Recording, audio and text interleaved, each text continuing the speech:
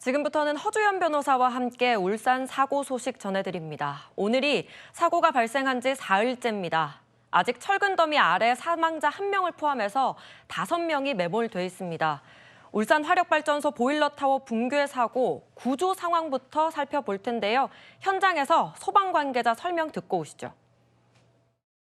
지난밤에 그 야간 수색 작업은 아직 확인이 안 된 그 두 분에 대한 부분을 집중적으로 수색을 했습니다. 아직까지 그 추가 발견된 부분은 안타깝게도 아직은 없습니다.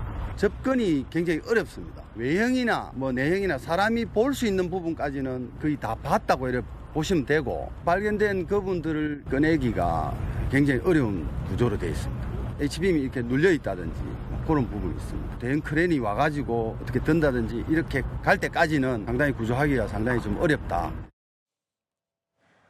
정말 안타깝습니다. 이 2명은 아직 위치 파악조차 안 된 상황입니다.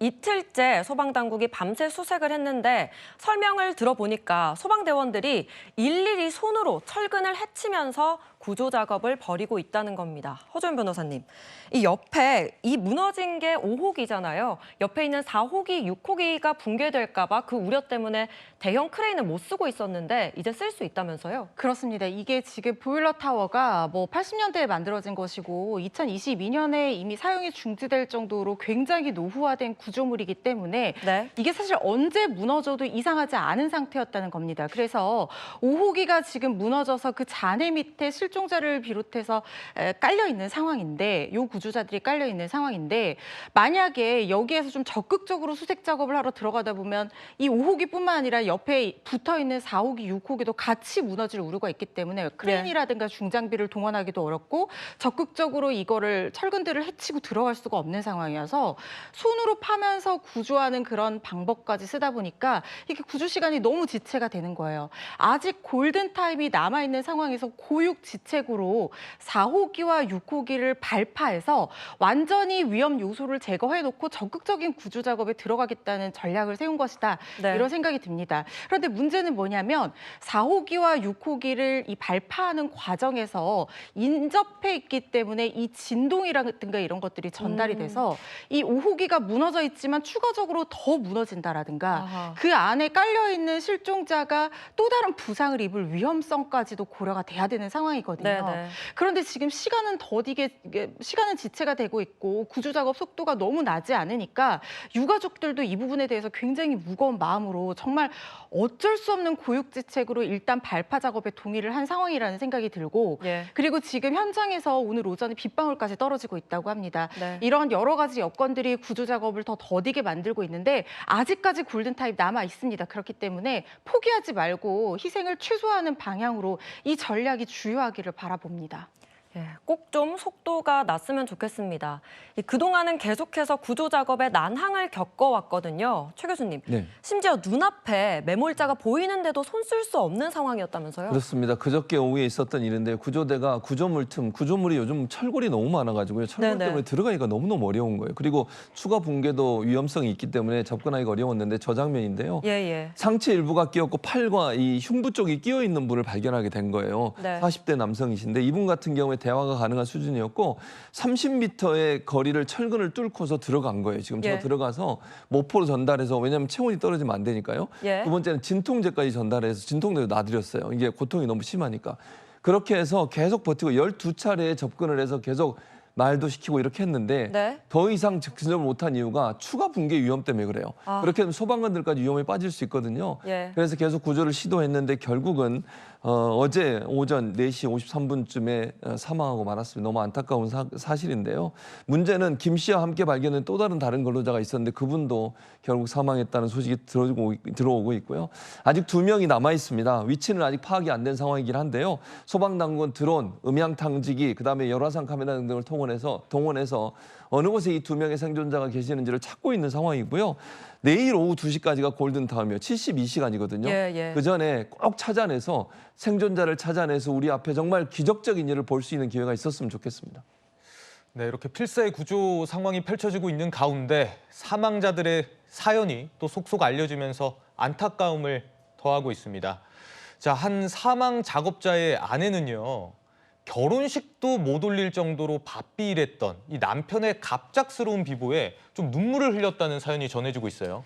점심까지만 하더라도 아내가 이제 일을 하러 나간 남편의 이 안부가 걱정이 되어서 점심 뭐 먹었냐라고 연락을 주고받았다고 합니다. 근데 예. 그 연락을 마지막으로 다시는 이 남편과 연락을 할 수 없는, 그러니까 아. 남편은 그냥 사망을 하고 만 거예요.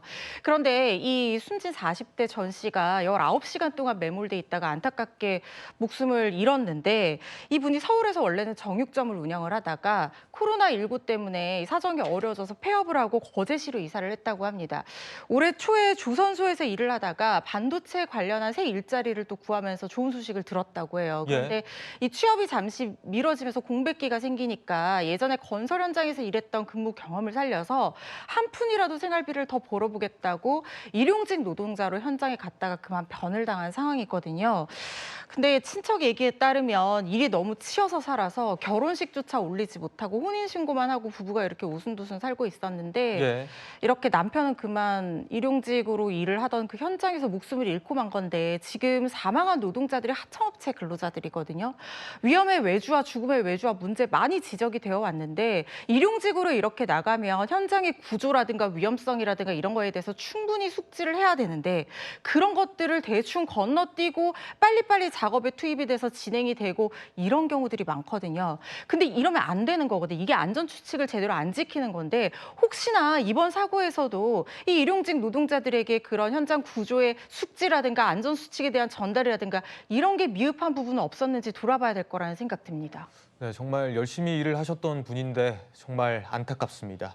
이렇게 유족들 황망하기도 하지만 최 교수님, 그러니까 유족들은 이런 사고가 아직까지 발생한다는 거에 대해서 좀 답답함도 토로하는 것 같아요. 당연히 답답하죠. 후진국형 아닙니까? 아니 자기 가족, 그 아버지가 될 수도 있고 뭐 아들이 될 수도 있고 남편이 될 수도 있고 뭐 결혼할 상대가 될 수도 있는데, 이런 분들이 일하러 가서 주검으로 돌아온다고 생각을 해보세요. 얼마나 답답하겠습니까?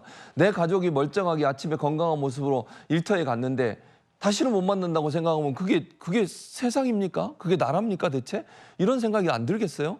이분들 입장에서는 그게 너무 절절하게 다가오는 거예요, 실제로. 실제로 60대 한 분도 사망을 하셨는데 이분도 건강하게 일도 열심히 잘하시는 분이었대요. 근데 갑자기 이런 일이 벌어지니까 유가족 입장에서는 너무 황당하고, 아니 이런 일이 벌어지는 일을 어떻게 내가 받아들여야 되지? 하루아침에 하늘이 무너지는 그런 생각이 들지 않겠어요? 그러다 보니까 결국은 억장이 무너진다. 이런 후진국형 사고가 어떻게 또 벌어질 수 있느냐. 그 실종자 가족들은요, 지금도요, 현장과 상황실 오가면서 구조대원들 붙잡고 제발 좀 구조해달라고 부탁하고 있는 상황이에요. 그 유가족들의 마음을 생각하면요, 우리 모두가 정말 울분이 터집니다. 내 가족이 그런 일을 당했다고 생각해 보세요. 어떤 마음이 들겠습니까? 너무 안타까운 일들입니다. 네. 그런데 이번 사고가요, 또 인재였다 이런 지적이 나오고 있습니다. 허주연 변호사님. 근데 이미 사고가 나기 며칠 전에 동서발전이 중대재해 회의를 했다고 들었어요. 그렇습니다. 태스크포스, 그러니까 특별팀까지 꾸리고 중대재해 예방을 위해서 노력하겠다. 왜냐하면 환경부에서 이 문제가 있을 수 있으니까 지난 여름에 현장 잘 점검하라 이렇게 회의까지 열었거든요. 그러다 보니까 동서발전 측에서 이런 태스크포스 꾸려서 중대재해 예방을 위해서 노력했다고는 하지만 이 시점이 너무 늦었던 것은 아닌지, 사실 이 공사가 진행이 물론 원인은 우리가 좀 더 조사를 해봐야 되는 부분이 있긴 합니다만, 이 공사가 진행이 된 지 상당히 시일이 흘렀다라고 하면 공사를 계획하는 단계부터 이 안전에 대해서는 2번, 3번 확인해도 모자라지 않거든요. 그런데 지금 뭐 계획서에 어떤 문제가 있었다라든가 아니면 현장에서 이게 지금 뭐 원인은 파악해야 되겠지만 이 취약화 작업을 하던 중이었단 말이죠. 그러면은 기둥이나 지지대가 제일 하중을 많이 받는 부분인데 이걸 미리 잘라서 발파 때 쉽게 무너지기 위한 작업을 하던 중이었단 말이에요. 그렇다고 하면 이 지지대를 자르게 되면 이 구조물이 굉장히 노후화됐기 때문에 이게 쓰러지는 방향이 어느 정도 예측이 나올 것이고, 그렇다고 하면은 와이어라든가 이런 안전 장치를 했었어야 되는데 이런 부분까지 미리 다 됐어야 되는데, 지금 뭐 중대재해 예방 태스크포스 꾸린 게 공사 진행 도중이었다고 하면 사실 이 태스크포스 꾸려서 나온 회의가 현장에 직접적으로 체감할 정도로 지시가 하달되기까지는 시차가 있을 수밖에 없죠. 그 전에 어떤 안전 조치들이 제대로 지켜졌는지도 돌아봐야 될 것 같습니다. 44년간 운영된 이 보일러 타워, 철거를 위한 취약화 과정에서 붕괴되고 말았습니다. 붕괴 이유에 대해서 전문가들 목소리 들어보겠습니다. 중앙부가 먼저 무너졌구나. 취약화 작업을 잘못한 거예요. 그러니까 기둥을 이미 잘라놨어. 기둥으로 상부의 하중을 못 견뎌서 전체가 무너지는 형상을 이제 우리 영상으로 보게 된 거죠. 그 당시에 있던 감리자의 의견 또는 해체 작업소에 문제가 있는지 검토도 해봐야 되고 또 해체 작업 종사자들의 의견도 들어야 돼요. 해체 순서가 좀 상부 구조물에 하중을 좀 줄여서 먼저 좀 제거를 하고 그 다음에 이제 기둥을 좀 절단하든지 했어야 되지 않나 생각은 하거든요. 하중을 좀 분산을 시킨 다음에 그 다음에 취약화 작업을 했어야 되지 않나. 예, 이 거대한 60m 타워가 무너지는 영상을 보면 해체 과정이나 이 순서에 문제가 있을 수도 있다. 그런 지적이거든요. 그러니까 왜냐하면 이게 16일 날 폭발을 앞두고 있었잖아요. 취약화 작업을 이미 다 한 상태, 하부에 대한 취약화 작업은 끝났어요. 그리고 이제 기둥만 남아 있는 상태였고요. 근데 이게 밑둥찍기라고 해서 나무 벨 때 보통 도끼로 밑에 나무를 치잖아요. 네네. 그것처럼 비슷한 작업을 하고 있었던 거예요. 근데 문제는 뭐냐면 하중을 견딜 수 있는지를 다 점검하고 해야 되잖아요. 한쪽 기둥이 무게를 이기지 못하고 무너져 버린 거거든요. 왜 이게 예측이 안 됐냐는 거예요. 이런 부분들에 대한 취약화 작업의 과정에서 문제는 없었는지 이런 부분에 대한 조사가 반드시 필요하다는 생각이 듭니다. 예, 일하다 죽는 일이 또 발생하는 일 제발 없어야겠습니다. 마음 깊이 애도를 표합니다.